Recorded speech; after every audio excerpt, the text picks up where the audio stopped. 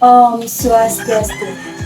Perkenalkan, nama saya Andi Putri Sanatariani, NIM 2311031064, nomor presensi 12 dari kelas A3 Denpasar semester 5. Baik, di sini saya akan membuat video pembelajaran bahasa Indonesia dengan ilmu fonologi, materi pembelajaran dongeng.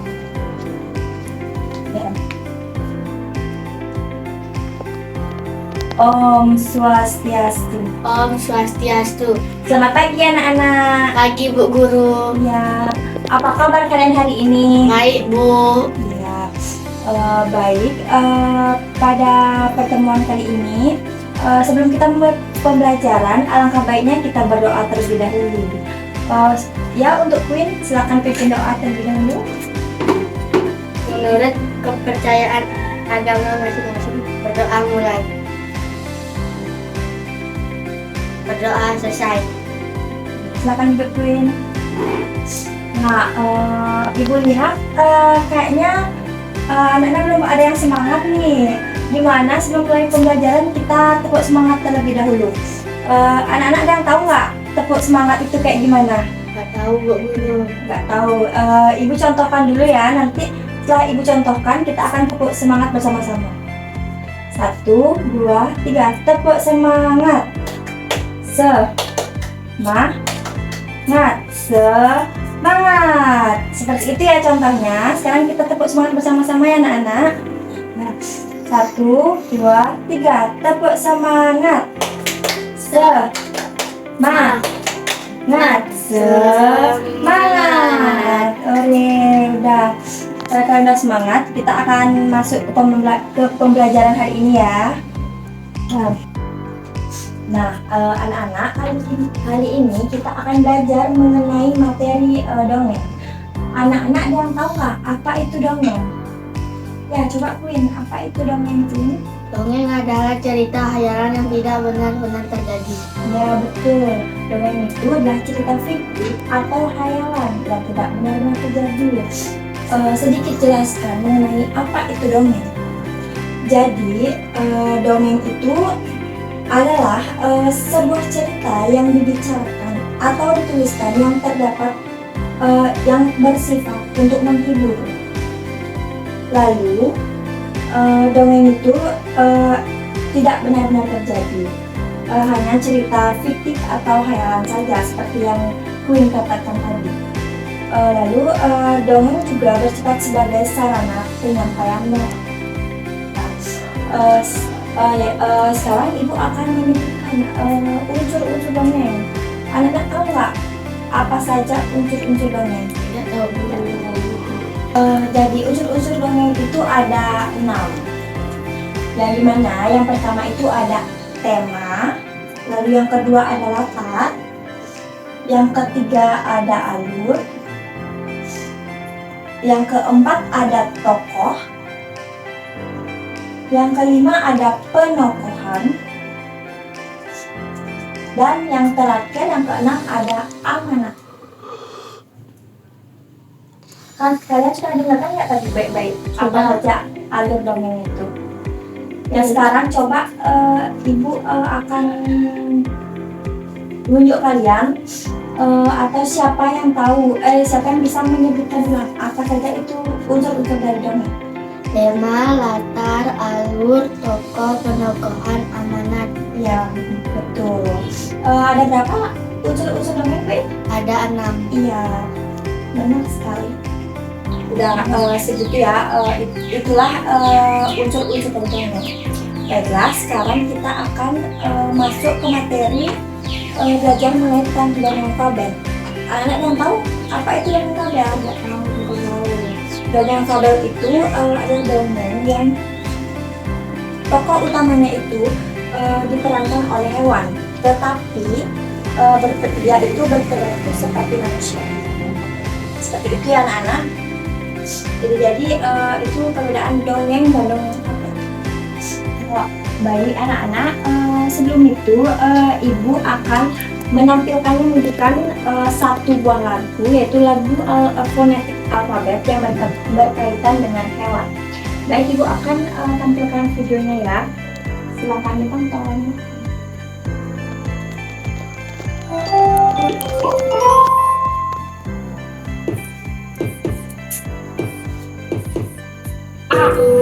Apel, apel. B, bebek, bebek. C, jamu, jamu. D, dasi, dasi. E, ember, ember. F, flamingo. E, gitar, gitar. H, harimau.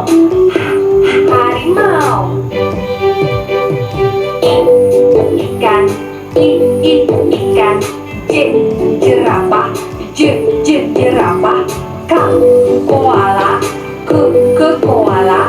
L, lada. Lada. M, monyet. Monyet. N, nanas. Nanas. O, obor. Obor.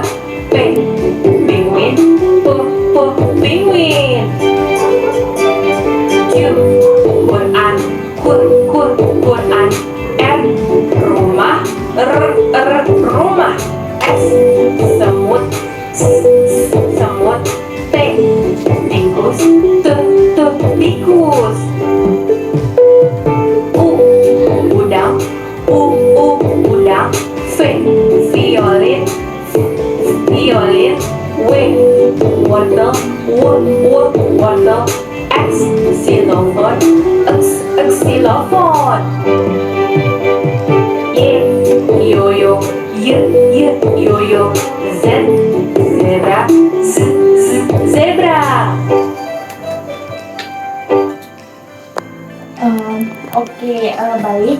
Itu tadi Ibu sudah menampilkan dan menunjukkan lagu alfabet fonetik. Nah, sekarang Ibu akan menampilkan juga salah satu video dongeng, yaitu Kancil dan Buaya. Anak-anak tolong simak dengan baik-baik ya, nanti Ibu akan beri pertanyaan. Baik, sekarang Ibu akan menampilkan dongeng, yaitu kisah Kancil dan Buaya. Simak ya anak-anak.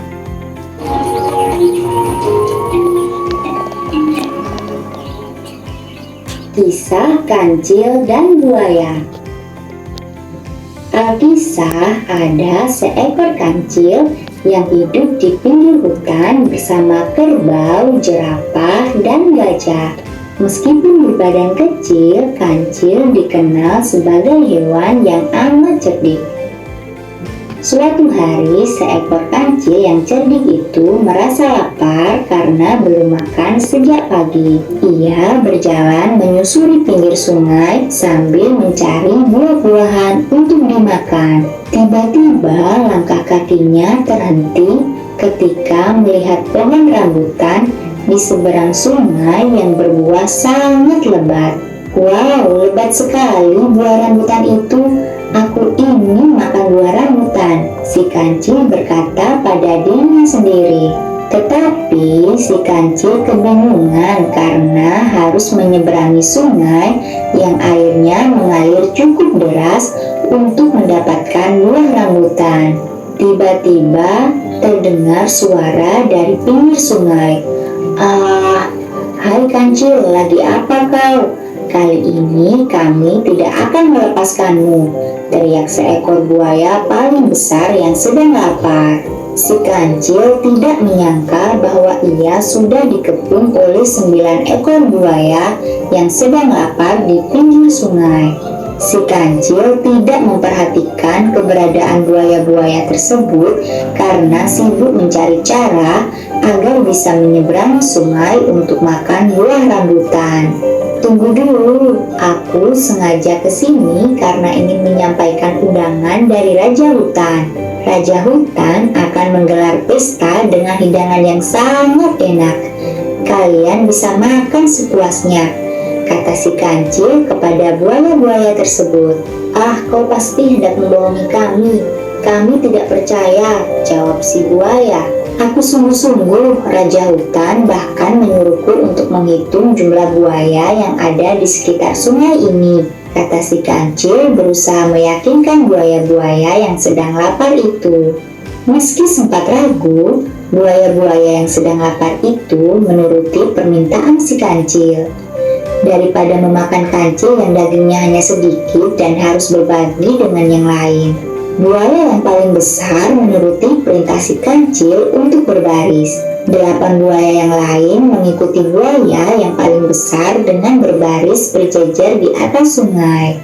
1, 2, 3, 4, 5, 6, 7, 8, 9. Kancil menghitung satu persatu buaya sambil melompat di atas punggung buaya.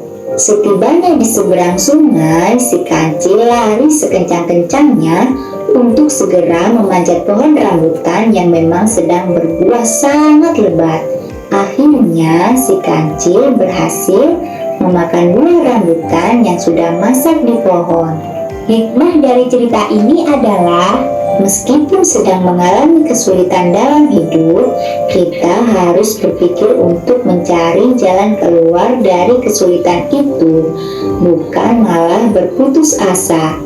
Pasti ada jalan keluar terbaik yang bisa dilakukan untuk lepas dari kesulitan hidup. Nah, itulah tadi penampilan dongeng. Dongeng apa, anak-anak? Kancil dan buaya. Ya, kancil dan buaya. Nah, di sini ibu akan bertanya kepada anak-anak. Pertanyaannya, siapa tokoh utama dari dongeng kancil dan buaya? Kancil dan buaya. Kancil dan buaya. Ya, benar sekali, kancil dan buaya. Lalu huruf pertama dari kata kancil. Apa itu, anak-anak? Huruf pertama dari kata kancil. K. K. Ya, betul.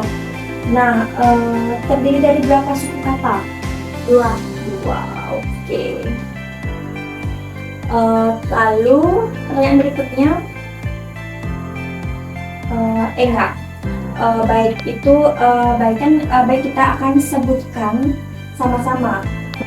Huruf apa saja dari kata kancil? Ada apa aja? K. A. R. C. I. L. Ya, ada kancil, ya, benar sekali. Lalu kata kedua ada buaya. Huruf pertamanya B. B. Ya. Kita sebutkan sama-sama ya. B, U, A. Y. A. Ya, buaya. Oke, benar sekali. Nah, sudah dulu ya anak-anak. Mungkin sampai di sini dulu materi kita hari ini. Karena kalian semua sudah bisa menebak huruf dan menyebutkan suku kata dari dongeng yang ibu tampilkan tadi. Oke, mari kita tepuk tangan dulu karena kita sudah bisa menyebutkan. Baik, sebelum kita mengakhiri pembelajaran hari ini, untuk Nick, silakan pimpin doa dulu sebelum kita pulang. Sesuai kepercayaan agama masing-masing, berdoa dimulai. Berdoa selesai. Terima kasih ya anak-anak, ibu bermanfaat sama. Om Santi Santi Santi. Om Santi Santi Santi Om. Sampai jumpa di depan.